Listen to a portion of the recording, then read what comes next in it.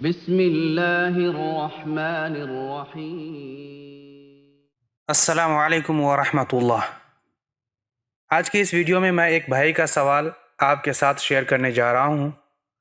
سوال ان کا کچھ یوں ہے کہ وہ لکھتے ہیں کہ کیا خاوند اور بیوی کا ایک ساتھ غسل کرنا اور ایک دوسرے کی شرمگاہ دیکھنا جائز ہے؟ اور مجھے کسی نے یہ کہا تھا کہ ہم بستری کے وقت کمرہ میں اندھیرا ہونا ضروری ہے، اور ہم بستری کے وقت خاوند اور بیوی میں سے کسی ایک کے لیے بھی پورا بے لباس ہونا بالکل بھی صحیح نہیں ہے۔ برائے مہربانی ہماری رہنمائی فرما دیں۔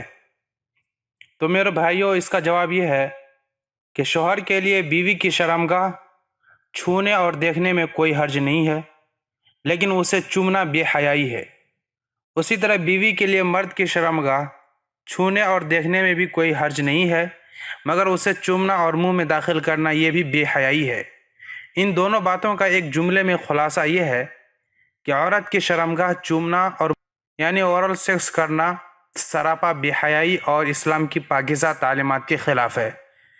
اس کے باوجود بہتر یہی ہے کہ ایک دوسرے کی شرمگاہ نہ دیکھا جائے۔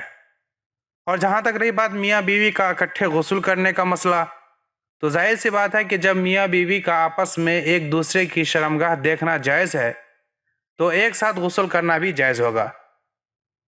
چونکہ اما عائشہ رضی اللہ تعالیٰ عنہ کی ایک حدیث ہے، وہ بیان کرتی ہیں کہ میں اور نبی صلی اللہ علیہ وسلم ایک ہی برتن سے اکٹھے غسل کیا کرتے تھے، اور یہ صحیح بخاری کی حدیث ہے۔